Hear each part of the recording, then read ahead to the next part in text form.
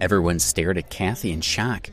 Had Cathy and Alex previously been together? "Babe, is this the ex-boyfriend you told me about?" Simon asked, walking over to Cathy. "Yes, that's him," she said, sneering at Alex. "Ha ha." Simon laughed arrogantly and swaggered over to Kelly. "Kelly, you have no idea what kind of boyfriend you'll be getting with him. He would take you out for fast food, and if you got a room, then it would be the cheapest one available. Would you really feel special with a boyfriend like that?" He smiled proudly. As he saw Kelly frown, he got even happier. "That's right," Cathy said, walking over to stand beside Kelly and Alex. She looked at Alex with a cold smile. "One time I was sick, and even though I didn't even know him, he just came over with a month's worth of food. But then he got tired and didn't do anything for 6 months." Even though Kelly was polite, she couldn't help but get angry. "Get out of my way," she said. "Hey, cousin, you've got quite the temper," Simon said, smirking. "We're just telling the truth. If you don't believe us, ask him."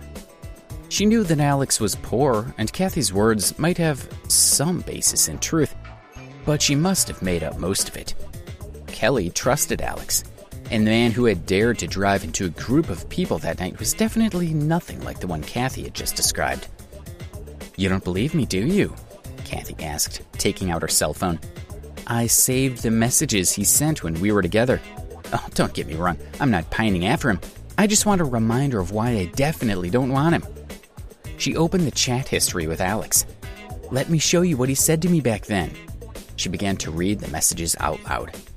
"Cathy, how did you sleep? The street outside the school has been closed for a while, so I took the bus to get some food. I just came back, but I can get someone to bring you food if you need it." She continued reading. "I'm still short of money for the makeup you want, but don't worry, I'll definitely buy it for you. I'm still washing dishes at the restaurant, and I've also found a part-time delivery job." She smirked as she read the next message. "Cathy, since you said that you were tired of eating in the canteen, then I'll take you to this snack bar instead. It's quite nice there, and it's been busy for the past 3 days. They have a 20% discount." Everyone was crowded around Cathy, looking at her phone and laughing as she read each message. As she spoke, her eyes locked onto Alex's face. Seeing how serious he looked, she became even prouder of herself. Alex was hurt. He didn't regret a single word of what he had written. He had sent those messages because they'd been in a relationship and he had loved her. Everything he had written had come straight from his heart, even though it looked ridiculous now. He was also angry because those messages were a reminder of the feelings they had once shared, and he didn't understand why she would use them to publicly humiliate him. Cathy smiled, and her words stabbed at his heart like knives. "Hey, let us look," one of the men said, taking the phone and beginning to read the chat messages. "Cathy," he read, "is your mind too busy to sleep? Are you thinking about me like I'm thinking about you?" "Cathy," he said, moving on to the next message, "I just realized that you look like one of my favorite actresses. I'm so lucky to have you as my girlfriend. Every man on the planet is probably jealous of me. I've only been eating 1 meal a day so I can save the money to buy a phone for you. Don't worry about me. If a new phone will make you happy, then it's worth not eating much." "Damn," someone said. "He just lays it all out there, doesn't he?" "Ugh, he's making me sick," came another voice. The young men passed around Cathy's phone. As they read, they laughed so hard that they had to hold their stomachs and tears ran down their faces. The phone was finally returned to Cathy. "Kelly," she said, "now do you see what kind of person this guy used to be?" Kelly's gaze flickered slightly, but she still trusted Alex.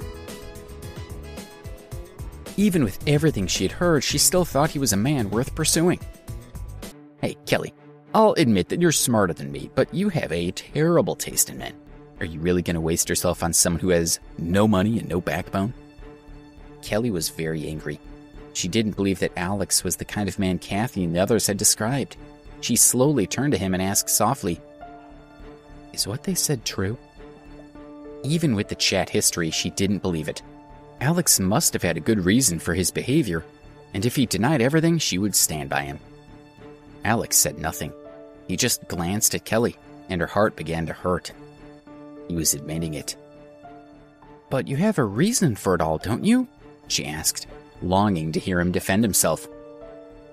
No, Alex said, lowering his eyes. He refused to deny loving Cathy in the past. He also didn't want Kelly to fall any deeper in love with him. From the way she looked at him, he suspected that she was already too attached. Kelly bit her lip as she looked resentfully at Alex. His behavior was making it hard for her to tell what kind of person he was. And I was the one who left him, Cathy said proudly, looking at Alex. He looked so miserable. Seeing the situation developing as he'd expected, and seeing Alex's lovely look, Cathy was extremely happy. She needed to work even harder and make sure that Kelly grew angry with Alex. That way she would dump him and he would lose her money. And without the money, he wouldn't be able to maintain his relationship with Debbie. To get me back, he tried to show off to me at school, Cathy said sharply, pointing at Alex. He invited me to eat at Madison Park and donated money to charity to get back in my good books. He also bought me a lot of clothes, and then he tried to get me drunk and take me to a hotel. He was absolutely shameless, and I'm lucky he didn't get away with it. Alex's heart grew cold. To get revenge on him, Cathy was telling lies. Is that true? Kelly asked with a trembling voice. Tears flowed down her face, striking at Alex's heart. But he couldn't let her get any more attached to him. He just looked at Kelly quietly, not saying a word, but his heart was suffering just like hers. Please subscribe to the Pocket FM YouTube channel and press the bell icon for instant notification. Check out our channel for more such exciting shows.